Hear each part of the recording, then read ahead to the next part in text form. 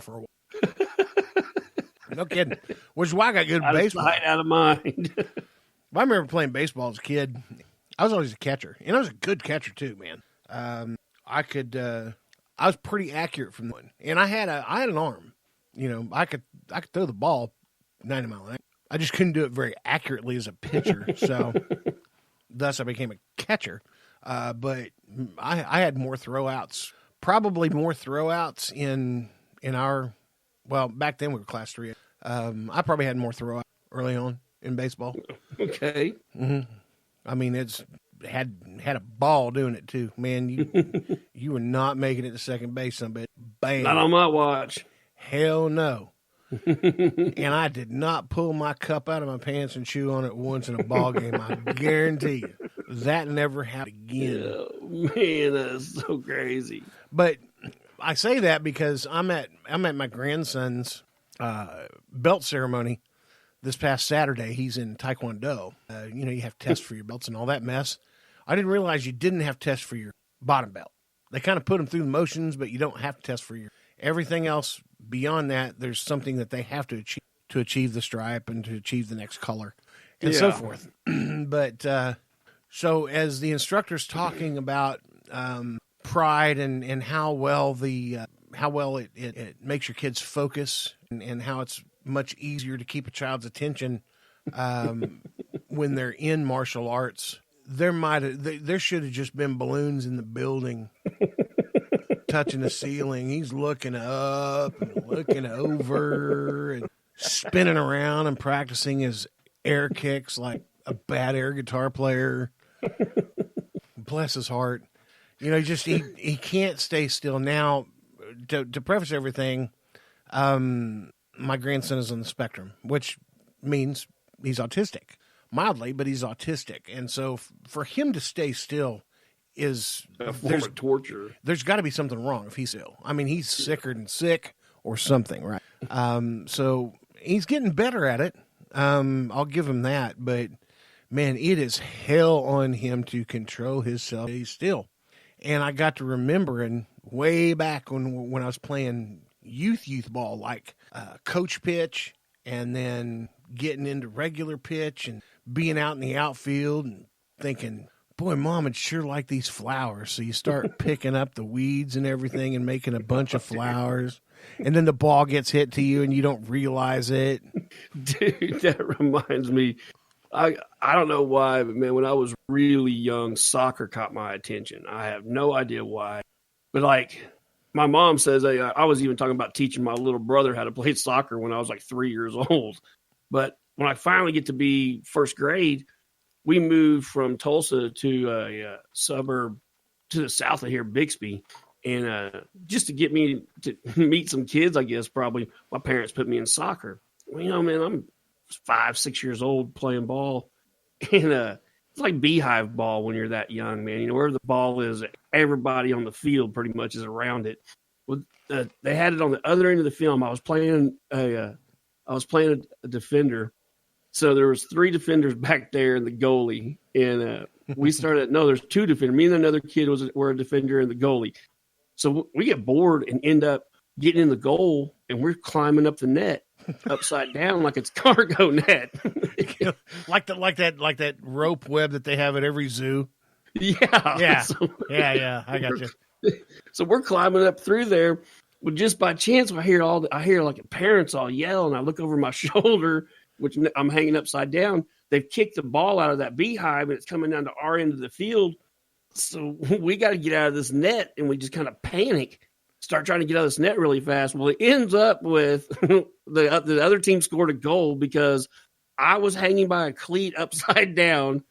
One kid had fallen out. And I want to say he broke his arm or he sprained it real bad because he was in a sling after that. And the other kid was just hanging by his arm up there. Oh, Jesus. Yeah, so that's hilarious. how my soccer career started. You hanging by a foot. Hanging by a foot in the net, the goal. Which means somebody had to come help you down. Yeah, I can't remember that part. I can't remember getting down. I don't know. When you're that young, I don't know if you say to yourself, kind of like when you're in high school and you get called to the principal's office, you're like, shit, what'd I do? Or most of the time when I got called to the principal's office, I knew damn well what I did. Yeah. But when the coach starts walking up, does a 6-year-old say, oh, son of a bitch. Why does it have to be him? Right. Because I'm not going to get my damn orange slice now. Right, yeah. Going to my post-game orange slice. He doesn't allow his players to get suicides from stand after the game either. I know. What in the F was the deal with that? We did that at the end of every baseball game. You go up to the concession stand and you get a suicide. And back when I did it, the only diet drink you had was Tab. Yeah. And nobody put that on fountain. So, yeah. The suicides were it was because we didn't have Coke. We had Pepsi. Root beer, Mountain Dew, 7-Up, and like orange soda. Yeah. That's it. and each parent had to took turns weekend buying the kids drinks. Took turns. Yeah, I guess that's still how they do it now. Although kids nowadays are too posh for suicides. They want Starbucks. Now there's a number for that. I'd like one of the PBR hard coffees, please. Man, does that by the way does that have alcohol in it? Yeah. What's the percentage on that? Do you know? I don't think it's much. I don't think there's. I know you did the review on it, and if y'all want to see the review on PBR hard coffee, go to Outcast Media Group folder on or channel on YouTube. Look that up because his Shiner Says is pretty awesome on his review. He's also got his vlogs on there, and the vlogs are spot on, man. Every time I see a vlog, you're like, God dang it, man. I had piss poor audio in this section, all that mess. I go to look at it, I'm like, dude, that wasn't so bad. Yeah, it was a little echo. Yeah, the mic was a little far away, but sometimes you can't help that. Yeah, man, I'm having a good time with them. And I get a lot. I'm super thankful to take the time to watch. It's cool to know that you're saying stuff that resonates with. Yeah. You went into do epic shit, and that's one of the episodes. And of course, we talk about that on the podcast a lot. Mm-hmm. But one thing that you don't do, there's a lot of guys out there that just try to get that viral video up, and so they try to just make the perfect clickbait picture with just enough info to get you interested to where you want to click in, but oftentimes that info has nothing to do with the subject of the actual video. Watch a blonde die in my car. Yeah. Today we're going to build a bed. Right. Yeah, that's how that works. Yeah. No, I definitely don't. My daughter bought me a Ferrari, and then your 6-year-old comes in with a Hot Wheel. Yeah. But yeah, you don't do the low blow clickbait stuff. Honestly, I think, don't get me wrong. Everybody'd like to be, but I think Shiner's point in doing what he does is he tries to get you to think.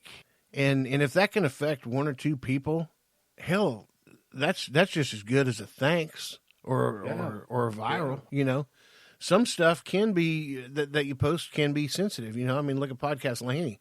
It's a sensitive subject. There's a lot of women out there that have bipolar and don't even want to ever talk about it because, for fear of a label. And Laney's out there.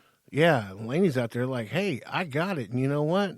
I'm dealing with it. And you can too. And this is how I do it, and you can do it too. I've had an ex-wife that had bipolar bad.